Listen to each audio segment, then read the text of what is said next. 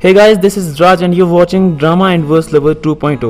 Episode number 6 की ending में हमें बताया जाता है कि जुओ के जिद करने पर कोवेर उसे तोजो शहर के अंदर ले जाने के लिए मान जाती है और एपिसोड नंबर 7 की स्टार्टिंग होती है और हमें दिखाया जाता है कि हमारे वॉरियर्स नगर के अंदर एंटर करते हैं और एक खाली घर में रुकते हैं। कोवेर डॉक्टर की बात मानने का रीज़न में ये कहती है कि उस पर जहर का असर हुआ है और जिसका इलाज तोजो शहर में ही संभव है और बाकियों को रेस्ट करने के लिए अलग जगह ढूंढने के लिए कह देती है। जहर की बात सुनकर यन कहता है कि इसकी दवाई मैं लाऊंगा, लेकिन कोवेर कहती है कि तुम लोग लगातार सफ़र कर रहे थे और तुम लोगों ने रेस्ट भी नहीं किया है, इसीलिए तुम लोग किसी और जगह जाकर रेस्ट करो। रही दवाई की बात तो वो मैं ढूंढ लूँगी। अब मिस चेन यिन को बाहर जाने के लिए कहती है और चारों बाइमो और डॉक्टर को अकेला छोड़कर बाहर चले जाते हैं। उनके जाने के बाद बाइमो कहता है कि आप क्यों बार बार अपनी जान को खतरे में डाल रहे हैं, आपकी हालत तो पहले से और ज़्यादा ख़राब हो चुकी है और अब तो ये बिच्छू का जहर, आपको जल्दी से जल्दी वैली वापस लौट जाना चाहिए, इन दवाइयों से आपका इलाज संभव नहीं है। डॉक्टर कुछ नहीं कहता है कि इतने में कोवेर वापस आ जाती है, जिसे देखकर डॉक्टर बाइमो को बाहर जाने के लिए कहता है। कोवेर कहती है कि तुम मुझे बताओ आखिर क्यों तुम शहर के अंदर एंटर होना चाहते थे, मैं वो काम करूंगी। डॉक्टर कहता है कि तुमने बहुत ज़्यादा इंतज़ार किया है ताकि एम्परर वेन सुयान को मुझे सौंपकर मेरे बदले इनाम ले सको, लेकिन मुझे कुछ काम है जो कि पूरे करने हैं। कोवेर कहती है कि मैं इस बात का ध्यान रखूंगी कि तुम्हें कोई हानि ना हो। अब डॉक्टर कहता है कि मैं जानता हूँ तुम मेरी फिक्र करती हो और मुझे मरता नहीं देखना चाहती हो, पर मुझसे भी ज़्यादा ज़रूरी हैं एम्परर वेन सुयान के काम जो उन्होंने तुम्हें सौंपे हैं। और रही बात बाइमो की, तो तुम जानती हो कि वो जल्दी पैनिक हो जाता है। कोवेर कहती है कि तुम अभी आराम करो, तुम्हें आराम की ज़रूरत है, तुम सलामत रहोगे तो ही मैं सही से काम कर पाऊँगी। और वहाँ से बाहर आ जाती है और घर के बाहर अकेले बैठी होती है। क्योंकि सभी को कोवेर की असली पहचान पता चल चुकी थी, इसी वजह से वो उससे बात करने के लिए आते हैं। पहले आते हैं जुयान, वो उससे डरते डरते पूछता है कि क्या तुम औरत हो? अगर तुम कोई रिएक्शन नहीं दे रही हो मतलब मैं सही हूँ। मेरे गांव में एक अंकल हैं जो मुझे आयान कह के पुकारते हैं और तुम भी मुझे इसी नाम से बुला सकती हो और मैं तुम्हें बुलाऊंगा अफे। अब कोवेर कहती है कि ठीक है आयान। इसके बाद ये जुयान को प्रैक्टिस के लिए बुलाता है और जुयान वहाँ से चला जाता है। उसके जाने के बाद मिस चैन वहाँ आती है। कोवेर को लगता है कि वो ह्यूगस वर्ड के बारे में पूछने के लिए आई है, लेकिन वो गलत थी। मिस चैन कोवेर से माफ़ी मांगने के लिए आई थी क्योंकि उसने उसके साथ काफ़ी गलत बिहेव करा था, उसे गलत समझा था। मिस चैन कहती है मुझे अब भी तुम्हारा नाम पता नहीं है, इसलिए मैं तुम्हें कोवेर भी बुलाऊंगी। मैं तुम्हें बता देना चाहती हूँ कि मेरे मन में मैंने तुम्हें अपना जीवन साथी चुन लिया था, इसलिए आज के बाद जो काम कोवेर का होगा वो मेरा भी होगा। अगर तुम कुछ कहना चाहती हो तो कह सकती हो, मैं सुन रही हूँ। अगर नहीं कहना चाहती तब भी ठीक है, मैं समझूंगी कि तुम बताना नहीं चाहती। कोवेर कहती है कि तुम्हारे घाव कैसे हैं? इस पर मिस चैन कहती है कि मैं एक तलवारबाज हूँ और ये घाव मेरे लिए मामूली हैं, इसलिए चिंता की कोई बात नहीं है। कोवेर उसे एक कैंडी देकर कहती है कि मेरे गुरु अक्सर कहा करते हैं कि इसे खाने से दर्द कम होता है।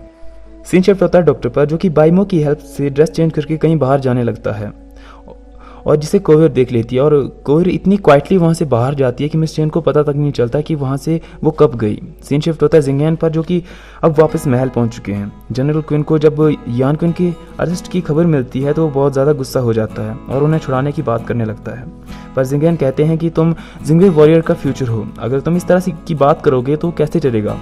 उनके पास पेंटिंग की चोरी का कोई प्रूफ नहीं है, इसीलिए वो यानकिन को राजधानी नहीं ले जा सकते, लेकिन अगर हमने गवर्नर के घर में घुसपैठ करी तो हम ज़रूर विद्रोही माने जाएंगे।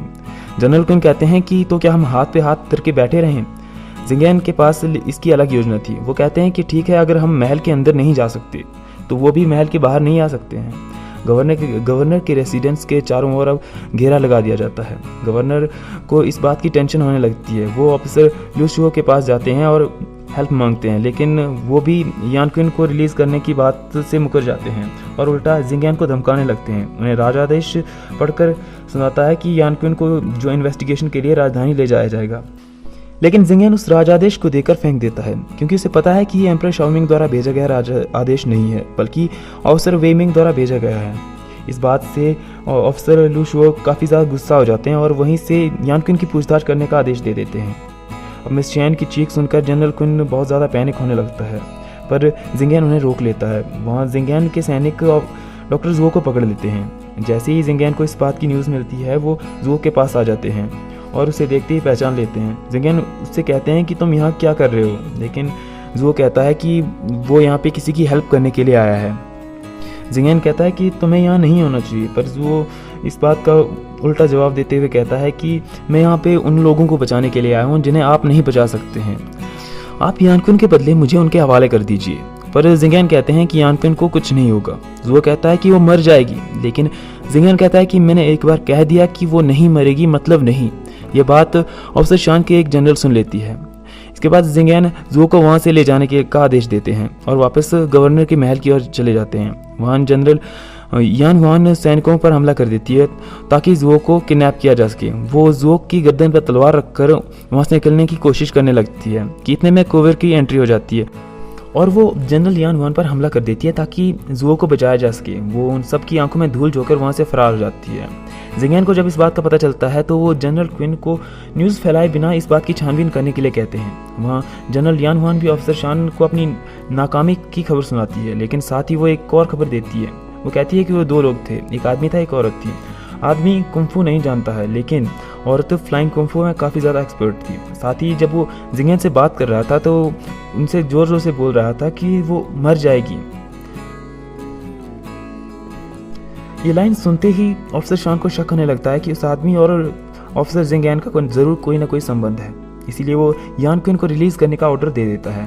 वहाँ कोवेर जुओ पर और ज़्यादा भड़कती है क्योंकि ये बात साफ थी कि यान क्विन की गिरफ्तारी एक चारा थी। वो जुओ को पकड़ना चाहते थे और उसे इस बात का भी पता चल चुका था कि जुओ ही वो आदमी है जिसने वेन सुयान की मदद मांगी थी ताकि मिस शियान और येन चंगे को इकट्ठा किया जा सके और मिस शियान को इस मुसीबत से बाहर निकाला जा सके। और वो कहती है कि मुझे कोई फ़र्क नहीं पड़ता कि तुम कौन हो, लेकिन तुम्हें इस तरह से हमारी जान खतरे में नहीं डालनी चाहिए। पर जुओ कहता है कि मैं जानता हूँ कि तुम मेरी फिक्र करती हो, लेकिन क्या तुम जानना नहीं चाहोगी कि आखिर मैंने ऐसा क्यों किया। और वो उसे यानजी की कब्र पर ले जाता है। जुओ बताता है कि 10 साल पहले जब वो उससे मिली थी तो उस समय वो मरना चाहता था। इसके पीछे का कारण यही था कि दुनिया की नज़र में वो पहले ही मर चुका था। मरने से पहले उसका नाम यानजी था और यहाँ कोवर को जुओ की असली पहचान का पता चलता है। जुओ कहता है कि मेरे जीने की वजह तुम हो। अगर उस दिन तुम मुझे नहीं मिली होती तो आज मैं ऐसा नहीं होता। तुमसे मिलने के बाद मैंने अपना डिसीजन बदल दिया और अपने गुरु से शिक्षा ली ताकि मैं एक डॉक्टर बन सकूं और एक आज़ाद ज़िंदगी जीना चाहता हूं। इन सब का कारण तुम हो। इस पर कोयर बात बदलने की कोशिश करती है और कहती है कि मिस शैन और येन और जुयन सराय में हमारा इंतज़ार कर रहे होंगे, हमें निकलना चाहिए। वहाँ सीन शिफ्ट होता है जिंगैन पर, जो कि अपने उसी पुराने कमरे में जाता है जहाँ पर उसकी पत्नी की पुरानी यादें से नज़र आने लगती है, जब उसकी पत्नी अपने बच्चे को बचाने की भीख मांग रही थी। इतने में वो एक सैनिक आता है और उसे खबर देता है कि शहर के बाहर एक खाली सराय में हलचल नज़र आई है। पर जिंगैन कहता है कि तुम उन्हें डिस्टर्ब मत करो। अब सीन शिफ्ट होता है मिस्टर शान पर, जिसे गवर्नर यान हुआन खबर देती है कि जिंगैन के सैनिकों की इन्वेस्टिगेशन की वजह से उन्हें छानबीन में काफ़ी ज़्यादा रुकावट आ रही है। इससे अफसर शान का शक यकीन में बदल जाता है कि ज़रूर ये जिंगैन का बेटा ही है जो जीवित है, जिसे जिंगैन ने 10 साल पहले मरा हुआ घोषित किया था। और यहीं पर हमारा एपिसोड नंबर 7 समाप्त हो जाता है। आगे का एपिसोड देखने के लिए चैनल को सब्सक्राइब करना ना भूलें।